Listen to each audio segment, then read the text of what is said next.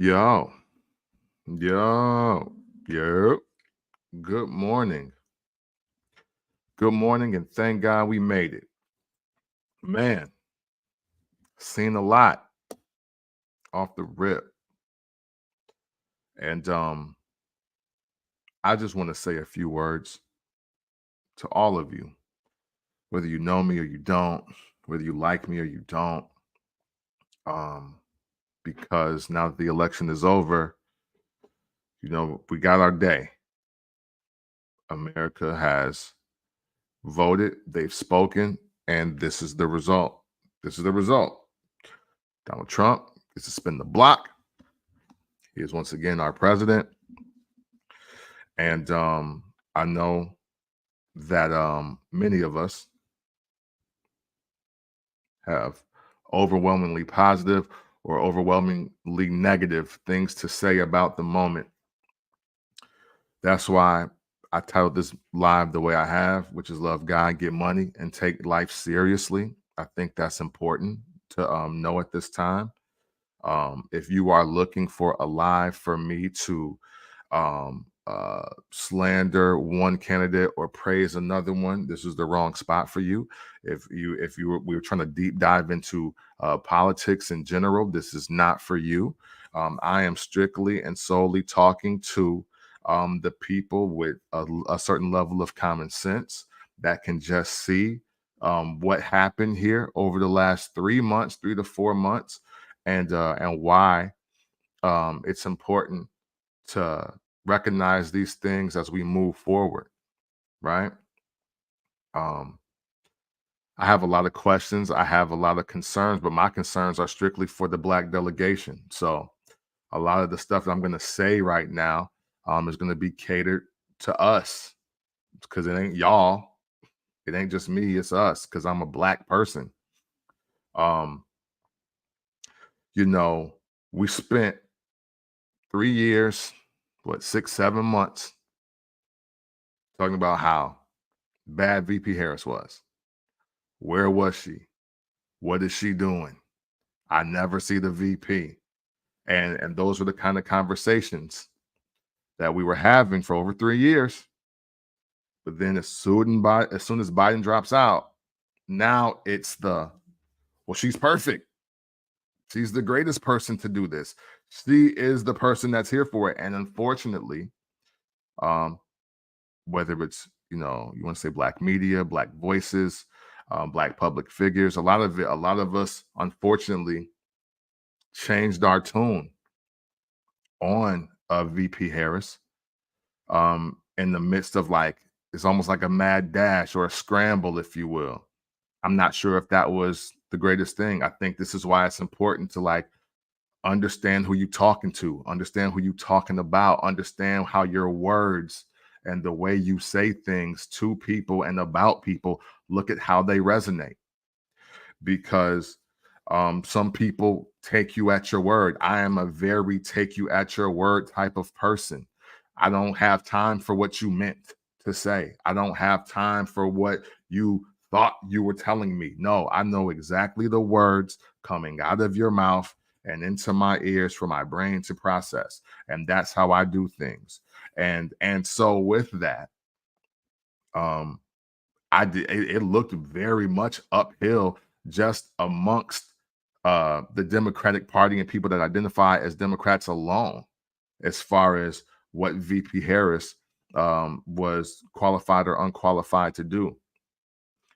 We're in another season of Black people needing to vote Democrat because people are Black or because that's what Black people do. And I'm tired as a Black person. I'm tired of that rhetoric.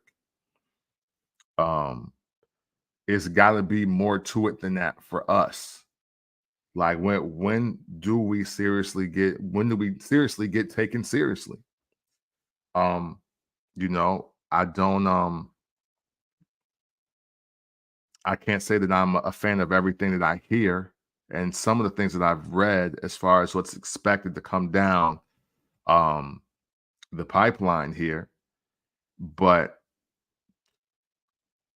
at the end of the day, One party figured they could just give us concerts and sass, and that was a good enough reason to vote.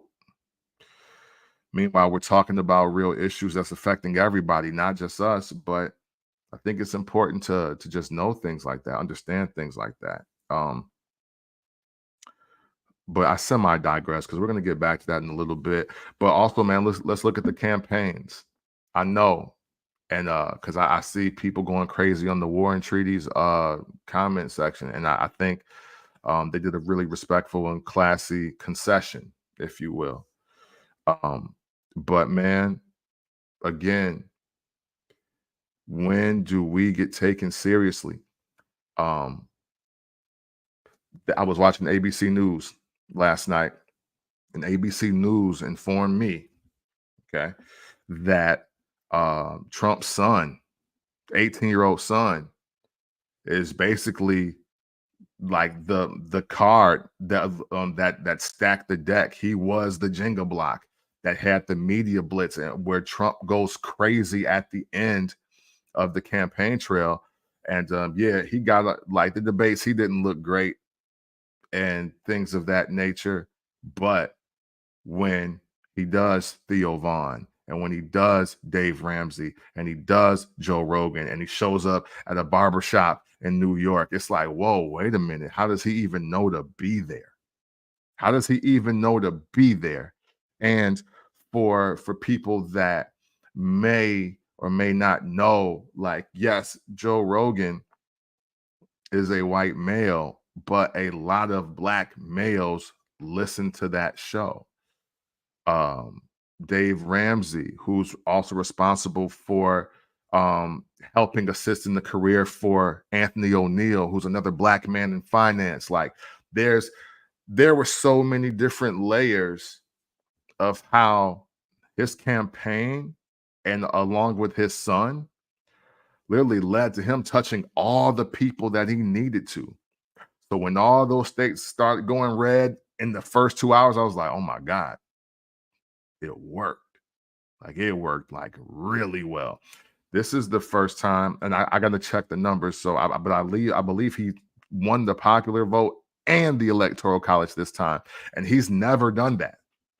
Like he's never done that. That's them really taking this campaign seriously, and you know, ABC threw out more stats like they were low key saying that hey, white women can decide this election. There was like whites with no education are voting for Trump.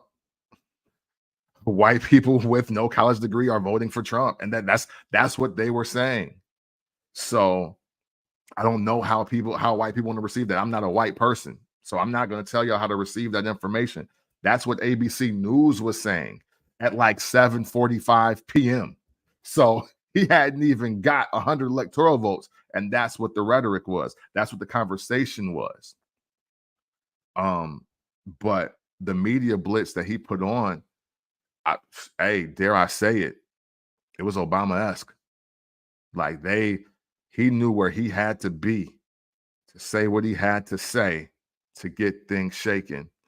And I'm not saying that VP Harris didn't do what she could, but I think there is some power in knowing where you got to be at the right time. You know, part of me believes that even the fact that Biden was on re-election, he should have been out in the streets anyway. Just on some no, hey yo, me and Joe, we got it. It's lit. And if she would have hit the campaign trail real heavy, even though he couldn't, for obvious health reasons too, by the way, then I think it fares better for her. Like you can't not do it. Like for instance, just for a sports analogy, I'm from Illinois, so we'll talk Bulls. Yes, Jordan is option one, but Scotty still got to put up 20. So when Scotty's averaging 12, that means Jordan got to put up about 45 to make sure that they win the game. When it's like, man, dog, if you come through, if you like, maybe I'm off a game. Can you score 30 tonight? I think that's kind of That should have been the strategy. Um, and it didn't look like that was possible, or existent, and that's unfortunate. She did Club Shay Shay and she did the Breakfast Club. And don't get me wrong, those are important platforms. But um, I think at that point, though, you're not necessarily reaching the audience that's shaky on you, you know. Um, I think I got on my platform and said that I just didn't like that it was Megan Thee Stallion and Quavo and like all these concerts and all this singing and dancing. For me, if we talking politics, let's talk politics. If we talking plans for our life and society, then let's do that. I don't think the best way is to just hammer us with our favorite artists and entertainers as a way to say, hey, so take life serious and vote. I just don't think that's the route. Sorry. My man Moss checked in. What's up, sir? God is still good. You believe, oh wait, God is still God. But hey, God is still good though. And God is still God. And it just lets us know where we live. Yeah. She was doomed from her history of locking us up and trying to get our votes by pretending to be black all of a sudden. Hey, you know what? And not for nothing, a lot of people feel that way. A lot of people feel that way. And you know, um, I think we live in the age of not only transparency, but like you're not low. We live in that era now. Like we see you. We see what you're doing and what you're not doing. We heard what you just said. Like it's not like the days before the internet and before social media where you may read the news clipping months later or a year later, or it's tucked in the history book that you didn't want to read, or the documents are sealed and they're buried somewhere. Like now, whatever you've done, especially in the world of politics, whatever you've done, whatever you try to do, whatever you try to implement or redirect or create, like, yo, you're not low. We see it. And unfortunately, there is not one voter out here, self included, that's knowledgeable on every single good or bad thing that everybody that is running for anything has done. So now you're forced to make the decision based off of what you actually know. And with what you know, that's going to trigger how you feel. And then that in turn is going to make your decision for you. And I think that a lot of that is what happened. And I'm sorry. I'm sorry to say this, but unless the black delegation or black and brown or black, brown and other, whoever it is, until these parties start taking us seriously, we really need to do something that stops all the madness, and all the pomp and circumstance and the low hanging fruit and the purposeful pandering that happens during every election season. The great and the bad thing about Obama winning back to back, from just a casual person's and society standpoint, is you know we're now expecting black candidates to be cool and to be calm and to know all the latest music and have the NCAA March Madness bracket, and you know what I'm saying, and to like wear a suit that's like against the norm. Like we want all these surface level great situations for a blind date, but it don't do nothing for your life in society. Like the reasons why people decided that they wanted to vote for Obama, for a lot of people, didn't have anything to do with what he said he was going to do. Now, he was also a master at galvanizing and inspiring. And it is important for a leader to be inspiring. So I'm not here to, disrespect the man, because it's very important. that when you're in a position like he is, that you do take the time out to inspire and motivate and galvanize and uplift people, and to, hey, look, what was it, hope and change, right? That was his thing. And he did a really good job of that. Unfortunately, we got wrapped up in our favorite comedians and our favorite singers and our favorite actors saying who they were going to vote for or who they weren't going to vote for. And we've turned politics, and we've turned government and politics in the United States as something that's so trivial, and it is the ultimate popularity contest. Now it's, in a lot of ways, it's being disrespected to the class president race in a high school, because we're not being taken that seriously. And that's alarming to me. I don't know how to fix it, because I'm still thinking and processing and planning. But I don't like that fact. I don't like that fact that me, as a black male, middle aged, I have a wife, I have a daughter, and I have a mother as well that's still living with us. And well, not, she don't live here, but she'd be talking like she want to move here, but we ain't going for that. But we live now, right, in this time where I'm the provider, I'm the protector of the women in my life here. And I would love to be able to buy a big enough house for all of us to coexist and to keep us safe. And I want to be making top dollar. I want to be able to acquire assets and all these things. And the government is supposed to be in control of how easy or difficult that can be for me. So when I come to you with a concern like that, or if I were to come to you with a concern about housing or taxes, or me being able to start a business or acquire assets, don't turn around and ask me if I want Cardi B tickets. Don't sit here and tell me, hey, let's go see Travis Scott or Megan Thee Stallion. Let's go to Amigos reunion concert. I heard Quavo and Offset have passed it up. No, I don't want to hear that. Help me, or talk to me about how you can help me, or tell me that you can't. And I think that's what's missing. People don't not they're not taking black people seriously, bro. Sorry, that's how I feel. That's how I feel, because if we can be swayed with pandering in a concert, if we can be swayed by catchphrases and old school rhetoric, to the point where we are sitting here, and we're all up in arms and we're upset, but yet, it's all about going to the polls. It's not about joining campaigns. I didn't see many people that looked like me being talked to like we mattered. This is part two of Black Lives Matter for me.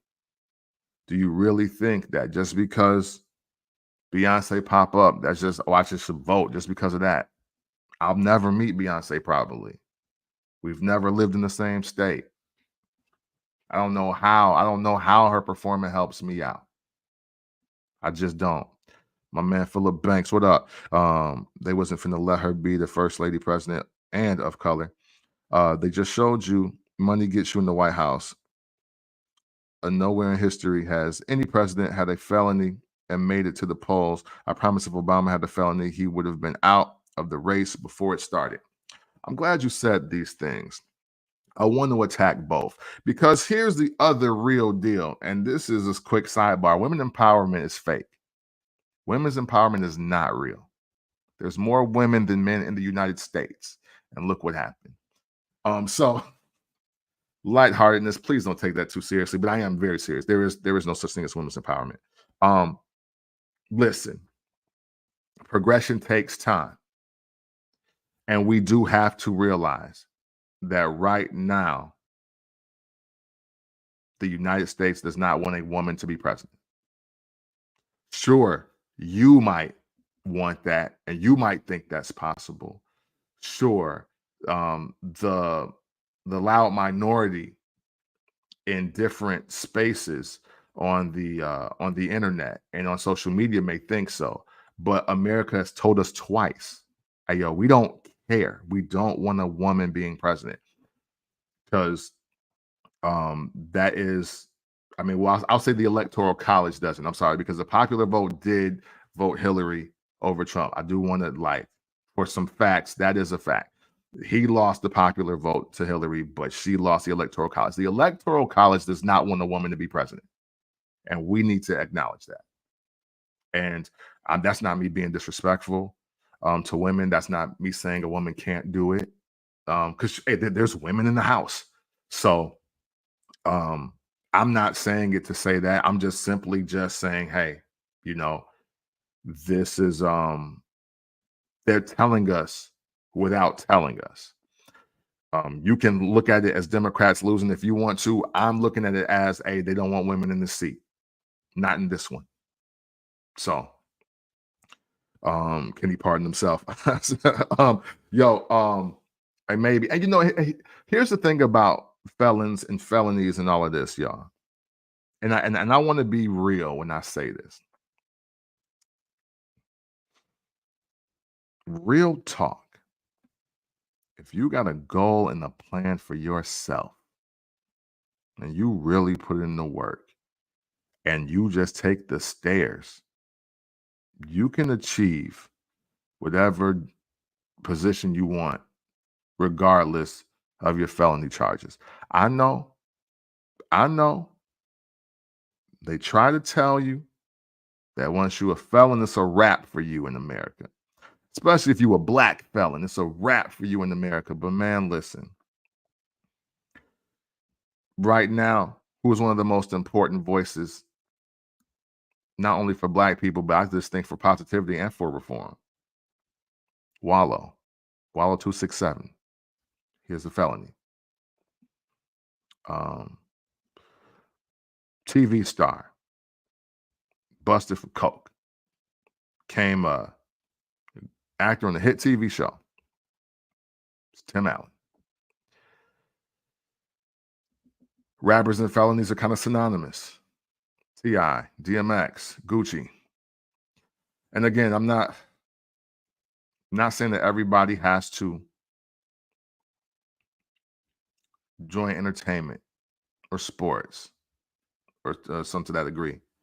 But sometimes, man, you just got to learn how to empower yourself. And if nothing else, that's what I want y'all to take away from these campaigns for old Donnie T. That's what you should take away. Hey, look, he don't let felony stop him. He don't let nothing stop him. Now, granted, he got a lot of money. He's got more than enough money. But if it can't stop him, then why does it have to stop you? I totally get what y'all saying. But I think I've hired felons before. You still have to be a person of great character. You still have to be a person that is worth a damn and good. Like, now, granted, people read your rap sheet, they see what's on your jacket, and they don't want to mess with you. That's different. But I'm going to tell you, from a person that has had the responsibility over the years for hiring and firing people, that if your felony was drug related or just non-violent, I don't look at that as a bad thing. Now, if you've been a rapist, I'm sorry, I don't know if I can say this early in the morning, but if you've been an arpist, a grapist, or a pedophile, or or like you're causing hate crimes, then yeah, that should deter you. That should, I want to make it personally difficult for you, because dog, what do you want? But I think non-violent felons need to, one, give themselves some more grace and create some more grind, because it's not over for y'all. It's not over for y'all. And I don't and hey, and look, and if Trump being the president again with a felony is the battery in your back, okay, well, cool. So the next 4 years, I want to see strides. I want to see strides in your life. because at the end of the day, bro, God is in control. Love God, God first. I thought we believed in God. And if we do, then all this other stuff is irrelevant to me.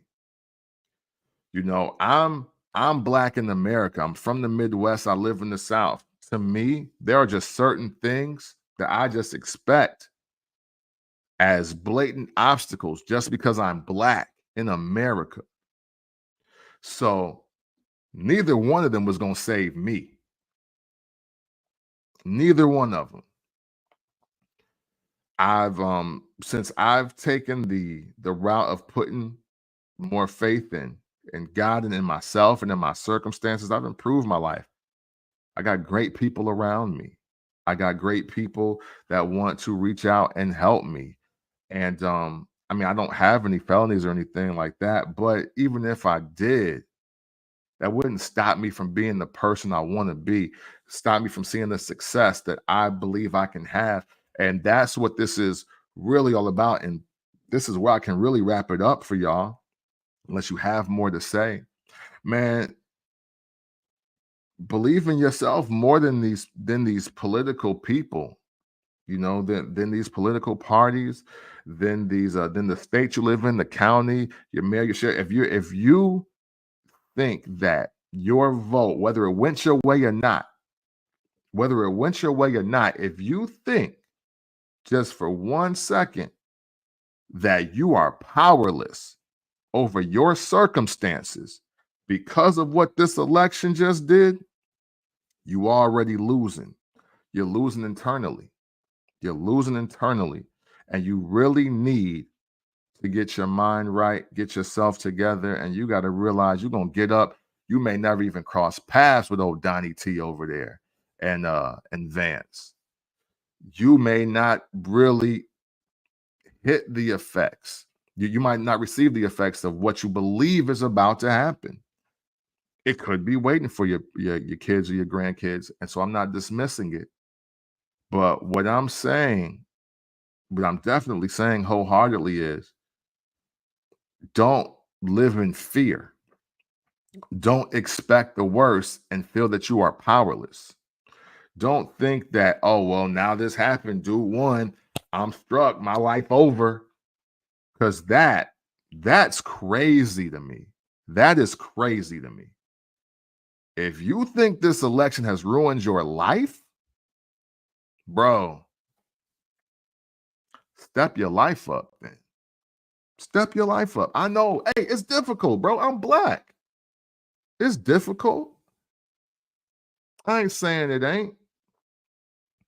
But man, it's so much tough talk about who we are and who we be and what we do and how we stand up this or stand up that, how we 10 toes this or that. But now the election taking you out?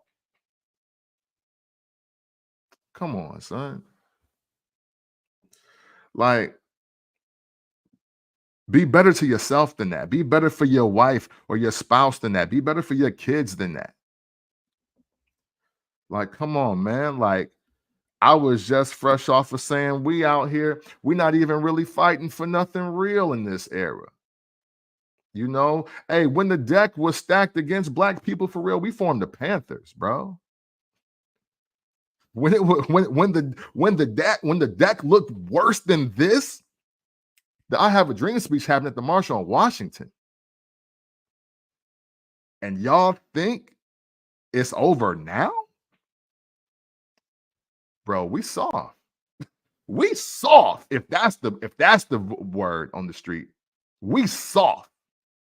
If this means it's over for us after what we seen the generations before us go through, and now this the death blow? Nah, I ain't on that time. Y'all stay over there. I ain't going at all. My man Jones, what's happening? Our lineage, our survivors. Yes. From the Middle Passage to Andrew Jackson, Wilson, Reagan, two Bushes, Trump. Hey, yo, yes, I'm going to be fine because I'm not going to give up. I don't place too much stock in politics anyway. If you know me, You know I believe in the presidential agenda. So hey, look, you can play both sides of the clubs if you want, both sides of these gangs if you want, but the agenda will not be compromised.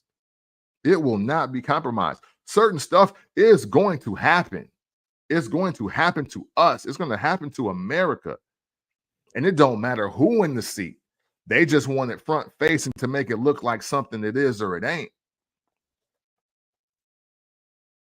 I think 9/11 was going to happen anyway. And I apologize. I'm trying to be very sensitive. I think the housing crisis was going to happen anyway. 3 strikes was going to happen anyway. I believe in that stuff because the government is really in control. That's why it's so many people surrounding that one seat. That's why it looks so shaky. That's why the electoral college is still in play. Like, there's just some things that's going to happen.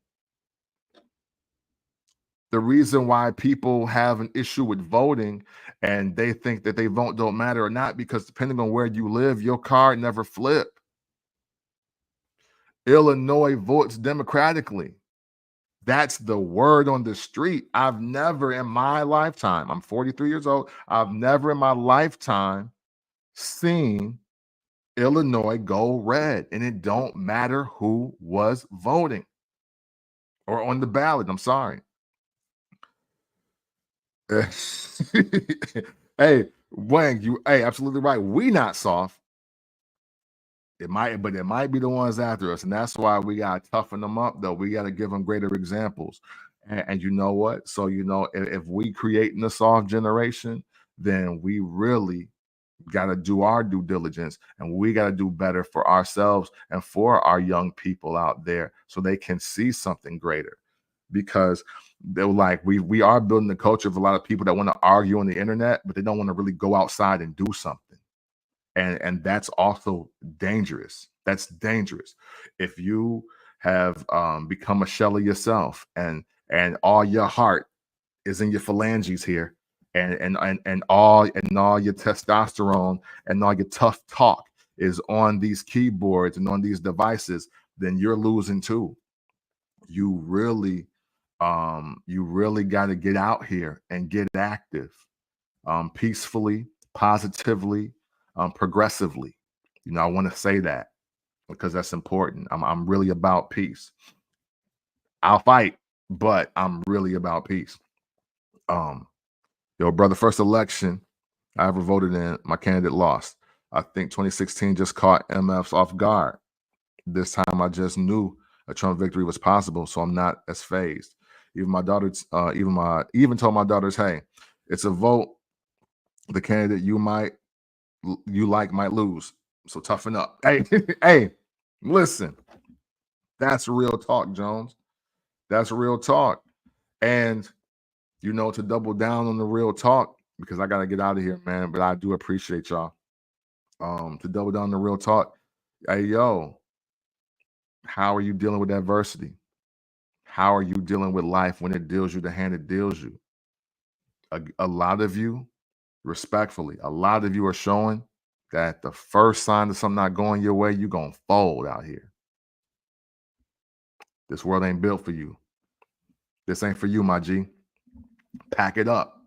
Pack it up. If you don't want to fight, if you don't want to go get yours anyway, then pack it up. Get on out of here.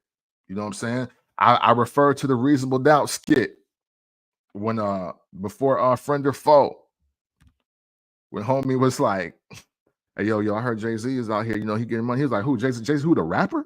He was like, yo, the skinny dude from the boat? He said, F out of here. Ain't no rapper telling me that I can't get no money. Like, yo, I was like, I don't care who Jay-Z is. Ain't nobody telling me I can't get no money. That's how I feel about this. Okay, Trump in office, cool. That's stopping me? That's stopping me from getting what I want out of life? Bro, you got me effed up, bro. That's it. You got me effed up. So maybe we'll hop on later and talk about this again. I got to get to Cairo. But I did want to just share some words with y'all, man. I really hope that you don't let this be the end of your world, because it's not. Hey, man, and if you feel it is, well, hey, man, delete. delete, bro. I'm still here though. I'm still here. I'm still fighting. I got a wife. I got a daughter. My mom. My McGee family. The Pruitts. I mess with y'all too. And I don't say it much. Like, bro, I got bigger fish to fry. You know what I'm saying? And my circumstance, my mindset on my circumstance was the same on Monday as it was yesterday, as it will be today. And I hope y'all feel the same way. And I know, hey, look, I haven't read all of Project 2025, so I'm not gonna talk about it. But again, man, if you thinking these documents is gonna rub you out, pause if necessary. If you think that the Republicans holding the top seat in the White House is the end of your existence and the end of your being, if you're not willing to fight for what's yours, if you're not willing to rally, to scrape and claw to get out here and work and earn, regardless of who is in the White House, then hey, again, you've already lost, man. And I pray for y'all. I pray for y'all. Don't give up so easy. Have more fight in you. Have more fight in your heart and for your life. Fight for your children. Screw you. Fight for your children, bro. You know what I mean? Like, that's it. Because I'm talking in circles at this point, man. But I appreciate y'all. Again, stay encouraged. Love God. Get money. Take life seriously. Um, I am going to look into that, whether it's fact or fiction or not. If VP Harris didn't say nothing, didn't concede, and just let people walk out of her I don't want to call it the war room, but maybe it is the war room. I'm drawing the blank right now because even that's telling. But hey, man, listen again. Love God, get money, take life seriously, and just be glad you're here to fight another day. No matter what religion you believe in or you subscribe to, God is in control. So understand that, and if you really do understand that and you believe in that, you'll be all right. That's it for me. Thank you so much. I appreciate you, and always and consensually. It's love.